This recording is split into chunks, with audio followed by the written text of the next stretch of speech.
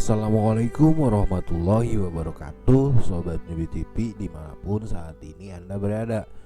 Kali ini Nyubi TV akan menceritakan sebuah kisah dan indah dan dramatis yang bermuat dalam Al-Quran, yang mungkin tidak bisa ditandingi oleh kisah dalam film atau sinetron manapun yang pernah ada.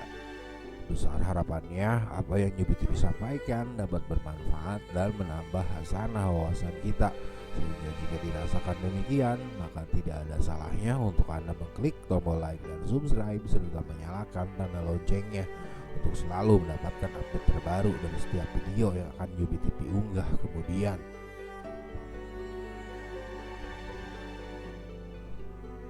Sobat Nyubi TV, kita kemudian mengenal Nabi Yusuf, anak ke-11 dari Nabi Yakub atau disebut juga Israel, karena beliaulah kemudian bapak dari bangsa yang disebut sebagai Bani Israel. Nabi Yusuf adalah anak dari Nabi Yakub dari istri keduanya yaitu Rahel, dan memiliki saudara seayah dan seibu bernama Benyamin. Nabi Yusuf kemudian dikenal karena kebaikan akhlaknya dan juga ketampanannya yang legendaris itu. Konon kemudian Nabi Yakub lebih menyayangi Nabi Yusuf dibanding saudara-saudaranya yang lain, di mana kemudian itulah yang menyebabkan saudara-saudaranya yang lain memiliki rasa iri kepada Nabi Yusuf.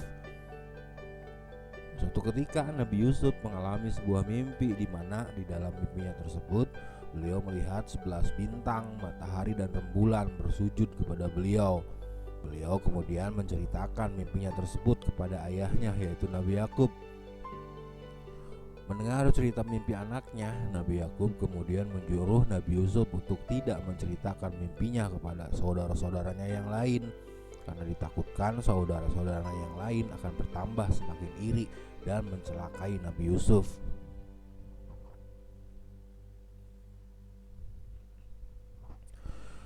Sobat Nyubi TV, rasa sayang Nabi Yakub kepada Nabi Yusuf kemudian semakin membuat kebencian dari saudara-saudaranya menjadi semakin bertambah.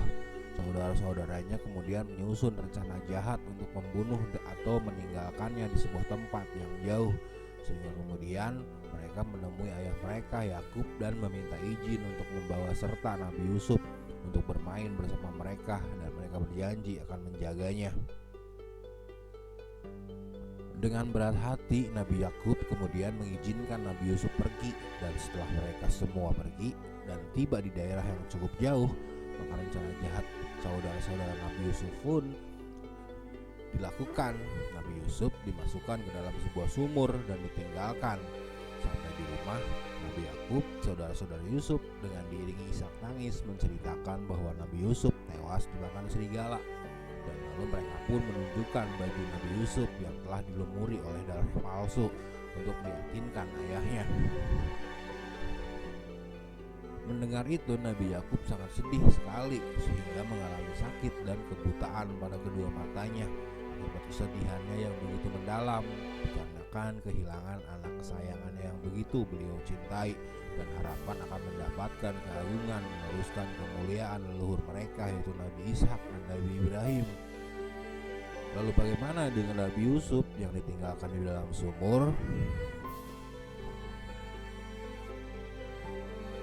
Sobat Nyubi TV, diceritakan kemudian tentang sekelompok musafir yang kehausan. Mereka kemudian mengutus salah satunya untuk mengambil air dari dalam sumur tempat Nabi Yusuf ditinggalkan.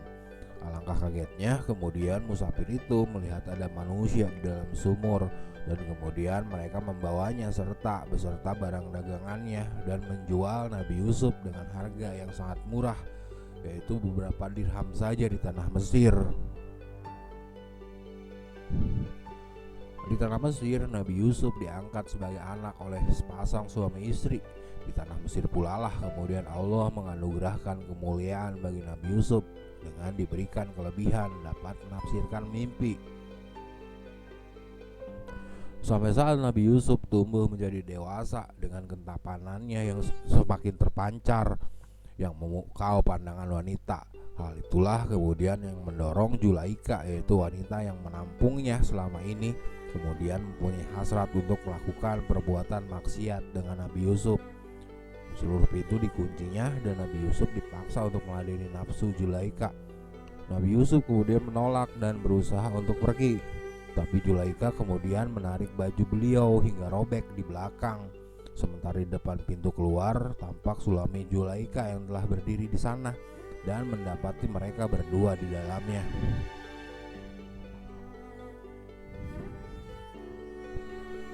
Melihat suaminya sudah berdiri di muka pintu, Zulaikha langsung berkata, "Apa yang kau lakukan terhadap orang yang bermaksud berbuat serong dengan istrimu, selain dipenjarakan dan dihukum dengan amat pedih?" Mendengar itu, Nabi Yusuf kemudian memberikan pembelaan dan mengatakan bahwa justru dirinya lah yang dipaksa. Hingga kemudian datang seorang dari saudara Zulaikha untuk memberikan kesaksian dengan melihat robek pada baju Nabi Yusuf. Jika robek di depan berarti bersalahlah Nabi Yusuf, tetapi jika robek di belakang maka Yusuf termasuk orang yang jujur. Sehingga demikianlah akhirnya Nabi Yusuf selamat dari fitnah yang keji. Kejadian kekejian fitnah Zulaikha yang memaksa seorang pemuda yang tinggal di rumahnya untuk berbuat serong kemudian tersebar di seantero negeri. Zulaikha kemudian dicibir karena perbuatannya itu. Cibiran itu kemudian membuat Zulaikha marah dan mengundang wanita-wanita yang mencibirnya untuk datang ke rumahnya dan diberikannya lah masing-masing pisau untuk memotong jamuan. Dan lalu setelahnya Zulaikha memanggil Nabi Yusuf untuk keluar. Melihat ketampanan Nabi Yusuf, kontan membuat para wanita tersebut menjadi terpana hingga tak sadar tangan-tangan mereka terpotong oleh pisau-pisau yang mereka pakai untuk memotong jamuan. Zulaikha dan para wanita itu kemudian berniat kembali mengajak berbuat zina dengan Nabi Yusuf dan mengancam jika tidak dituruti maka Nabi Yusuf akan dipenjarakan. Tetapi kemudian Nabi Yusuf lebih memilih penjara dibandingkan menuruti permintaan Zulaikha.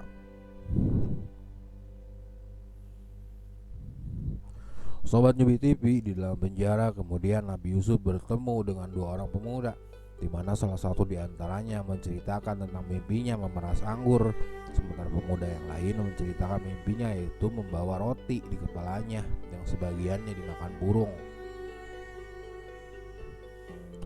Kedua pemuda itu kemudian menanyakan arti mimpi tersebut kepada Nabi Yusuf. Nabi Yusuf yang kemudian menceritakan kepada mereka berdua bahwa salah satu dari mereka akan memberi minum tuannya anggur dan yang lain akan dihukum mati dengan sebagian kepalanya akan dimakan burung. Nabi Yusuf berkata kepada orang yang diyakininya akan selamat dan meminta kepadanya untuk menceritakan perkara beliau kepada tuannya kelak. Tetapi ketika kejadian itu benar-benar terjadi, Syaitan kemudian membuat orang tersebut lupa akan pesan yang disampaikan Nabi Yusuf kepadanya. Sobat Nyubi TV, singkat cerita kemudian sang penghuni penjara yang selamat mendengar tuannya yaitu Raja Mesir yang memanggil orang-orang kepercayaannya untuk menafsirkan mimpi yang beliau alami, di mana di dalam mimpi itu sang raja melihat ada 7 ekor sapi betina yang gemuk-gemuk dimakan oleh 7 sapi betina yang kurus-kurus bersama 7 bulir gandum yang hijau serta 7 bulir gandum yang kering. Mendengar itu, orang-orang kepercayaan raja mengatakan bahwa itu hanyalah mimpi kosong dan mereka sama sekali tidak bisa menafsirkan tabir mimpi. Mendengar itu, orang yang selamat yang pernah satu sel dengan Nabi Yusuf kemudian teringat dengan Nabi Yusuf setelah sekian lama dia lupa kepadanya dan menceritakan tentang keahlian Nabi Yusuf menafsirkan tabir mimpi dan meminta sang raja untuk mengutusnya menemui Nabi Yusuf di penjara.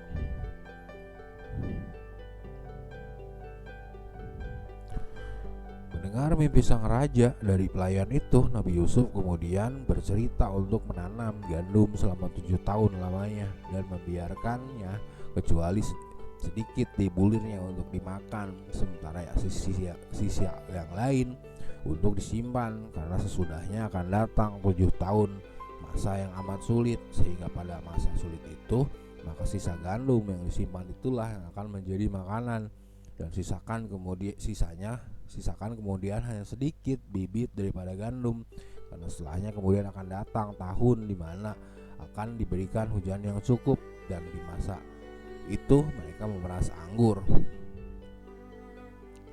Mendengar itu, sang raja kemudian menyuruh Nabi Yusuf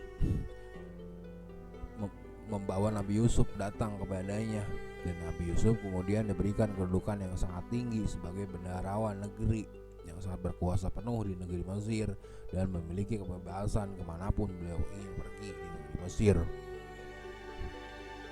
Sangat berkuasanya Nabi Yusuf di Mesir kemudian mempertemukan kembali Nabi Yusuf dengan saudara-saudaranya yang dulu meninggalkannya di dalam sumur, di mana kemakmuran Mesir kemudian mendorong saudara-saudaranya yang mengalami masa-masa kelaparan yang sulit sesuai mimpi sang raja untuk mendatangi Mesir dan meminta bantuan. Maka singkat ceritanya saja kemudian Nabi Yusuf mengajak seluruh keluarganya termasuk ayahnya yaitu Nabi Yakub yang mengalami kebutaan akibat kesedihan yang mendalam akibat kehilangan Nabi Yusuf untuk tinggal di Mesir dalam kemuliaan. Sehingga saking bahagianya Nabi Yakub mendengar anak kesayangannya ternyata masih selamat, kebutaan Nabi Yakub pun sembuh dan mereka hidup bahagia di negeri Mesir. Hingga sampai kemudian Nabi Yusuf meninggal, Bani Israel kemudian mengalami masa perbudakan di negeri Mesir hingga diutus kepada mereka Nabi Musa yang kemudian membawa mereka keluar dari perbudakan bangsa Mesir menuju ke tanah Kanaan. Demikianlah kisah yang disebut sebagai kisah terbaik di dalam Al-Quran. Semoga di dalamnya kita dapat mengambil berbagai hikmah dan pelajaran. Dan Yubi TV kemudian mengajak untuk Anda menekan tombol like dan subscribe serta menyalakan tanda loncengnya untuk mendukung keberadaan channel ini agar tetap bisa memberikan berbagai kisah yang lain. Terima kasih sudah menonton. Wassalamualaikum warahmatullahi wabarakatuh.